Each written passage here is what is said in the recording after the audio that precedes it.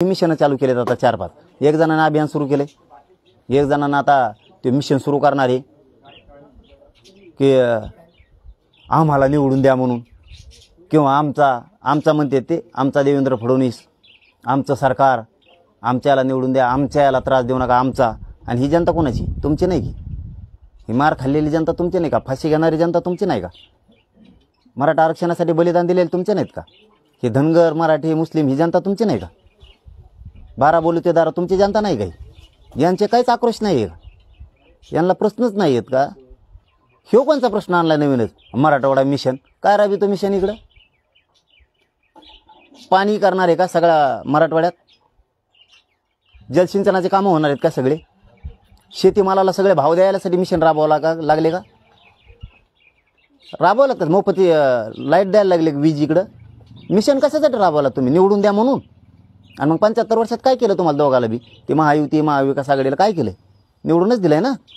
Mission राबवतात कशासाठी हे सांगा आम्हाला आधी. मला बघून घ्यायसाठी की असली मिशन असतात काय? मिशन कोणचे? त्या मिशनात काय आहे नेमकं? छत्रपती शिवरायांचा पुतळा झाला का अरबी समुद्रातला? मिशन कोणचं राबविता? EWS पोरांचं रद्द काय केलं? कोणता तरी नेता बोलला काल की EWSमुळे मराठ्यांचं लय नुकसान झालं. ECBC 10% कायदा कशाला बनला मग? तुम्हाला जर एवढी मराठ्यांच्या पोरांची कळकळ होती, EWS आरक्षणात नुकसान झालं असं म्हणणं आहे तुमचं, तर ECBCचा 10% कायदा का लागू केला? तो लागू केला नसता तर EWS गेलं नसतं. कारण 2-2 आरक्षण या राज्यात घेता येत नाहीत किंवा देशात नाही घेता येत. हे जर तुम्हाला माहीत होतं तेव्हा बोलणारा कोण आहे तेव्हा? त्यांना जर माहीत होतं की EWSमुळे नुकसान झालं, मग ECBC द्यायचंच नाही ना 10% दे. दिलं तुम्हीच, कायदा तुम्हीच बनवलाय आणि EWSमुळे नुकसान झालं तुम्हीच म्हणताय. लाज वाटली पाहिजे तुम्हाला. काय बोलताय तुम्ही?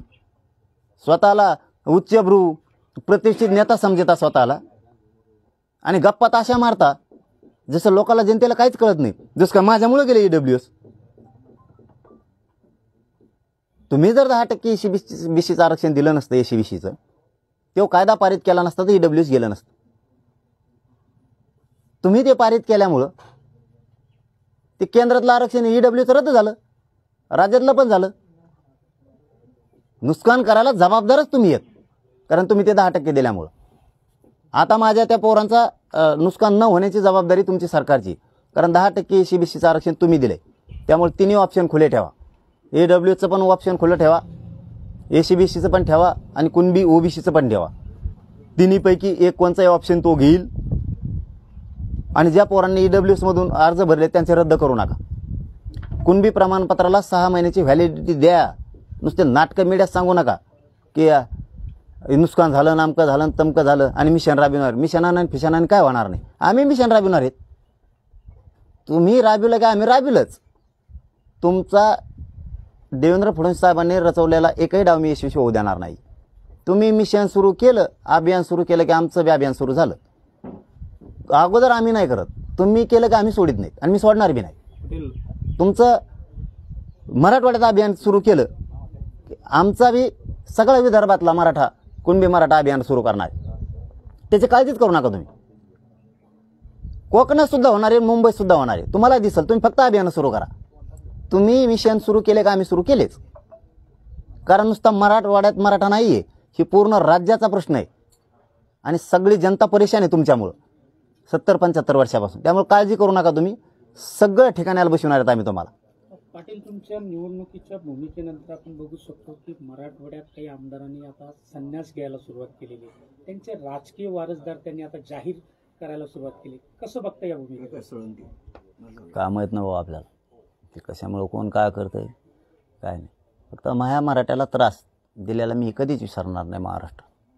महाराष्ट्र शब्द वापरलेला आहे, कधीच नाही विसरणार. होणार, हिशोब होणार. जिथं जिथं मराठ्यांना त्रास झाला, मग आरक्षण असलेला मराठा, आरक्षण नसलेला मराठा, हिशोब होणार. आता EWSमधून पोरांना जी लॉस झाला, 3 महिन्यासाठी त्यांचा लॉस होईल. आम्ही नाही वाटलं होऊ देणार. पुढं त्यांचा लॉस भरून काढणार आम्ही. जे करता येईल ते करू. पण त्या EWSमधून नुकसान सरकारनं जाणून बुजून केलेल्या पोरांचा नुकसान आम्ही होऊ देणार नाही. आणि जिथं जिथं राजकारण्यांनी माझ्या लोकांना त्रास दिला, हिशोब होणार.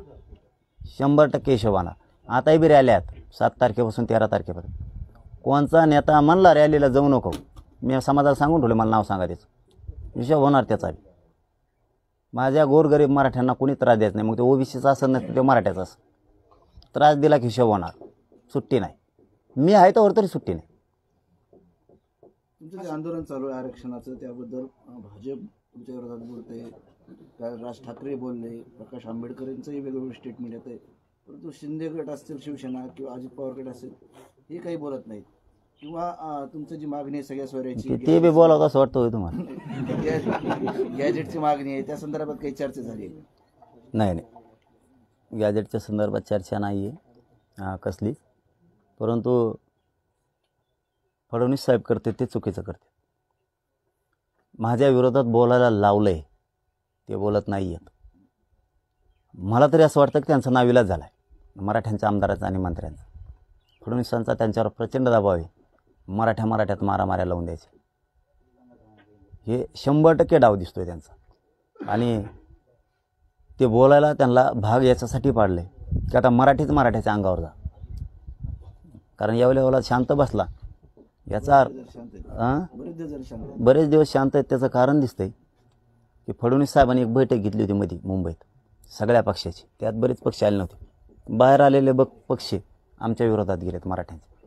त्या दिवशी बहुतेक छगन भुजबळला सांगितलंय मी ज्यावेळेस बहुतेक म्हणतो किंवा बोलतो त्यात खूप काही असतं.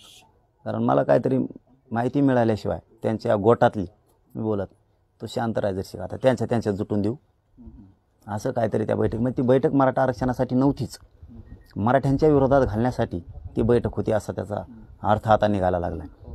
कारण मराठ्याच्या अंगावर घातले. म्हणजे आता काही उदाहरणं असतात बघा, एकमेकाच्या अंगावर कसं घालायचं.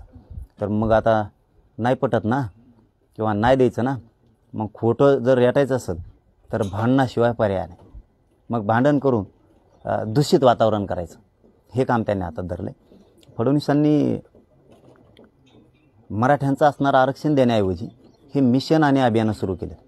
यात ते पुरते फसणार आहेत. त्यांना नाही कळणार आत्ता, पण ते पुरते फसणार आहे त्याच्यात. कारण यांचे एकूण मराठ्यांच्या विरोधातले स्टेटमेंट जे यायला लागले. कारण आमची मागणी आरक्षणाची आणि तुमचे अभियान आणि षडयंत्र आणि ते मिशन कशासाठी चाललं आहे. आमच्या देवेंद्र फडणवीसला बोलू नका. अरे तुमच्या देवेंद्र फडणवीसला आरक्षण देणं म्हणा, पटकून बुडाखाली घेऊन बसलाय देव, त्याला देणं म्हणा कोणीच बोलत नाही ना. आरक्षण दे लवकर, बोलत नाही ना कुणीच. म्हणजे तुमची मरमर कशासाठी हे समाजाच्या लक्षात आले. म्हणून समाज 4-5 दिवसापासून असा खोळून उठलायला की यांची मरमर, यांचं अभियान, यांचं षडयंत्र माझ्या विरोधातलं, यांचं मिशन हे मराठ्यांना आरक्षण न देण्यासाठी आणि सत्तेत येण्यासाठी. आणि आमचं जे मिशन चाललं आहे मराठ्यांचे जे शांतता रॅल्या चालल्यात हे गोरगरिबांना मोठं करण्यासाठी, आरक्षण देण्यासाठी चालल्यात. त्यामुळे समाजाला फरक कळायला लागला की हे मला उघडं पाडायला लागले सगळे. समाज उघडच पडून देत नाही. करोडोना मराठा समाज एक झाला. जे मराठवाड्यात प्रश्न आहेत तेच पश्चिम महाराष्ट्रात पण आहेत, तेच कोकणात आहेत, तेच मुंबईमध्ये आहेत, खानदेश विदर्भात तेच आहेत. शेतीसाठी आणि त्या शेतीच्या विकासासाठी, त्या औद्योगिक त्यांच्या विकासासाठी, त्यांच्या कृषी विकासासाठी, त्यांच्या मालाला भाव मिळायसाठी मराठी वेळ आली विदर्भातल्या लोकांची. पूर्ण अडचणीत पुरते आणून यांनीच ठेवलेत. हेच फक्त निवडून निस्तोर म्हणतात आता आमची कॅबिनेट आम्ही निवडून आलो, पहिल्याच कॅबिनेटमध्ये तुमचा निर्णय घेतो, घेतच नाही. हे पुरतं ओळखलंय.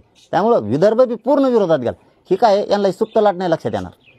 हे लोकसभेसारखं होणार यांचं. हे असेच झोपीत राहणार, नुसते मिशनच राबणार आहे माझ्याविरोधात.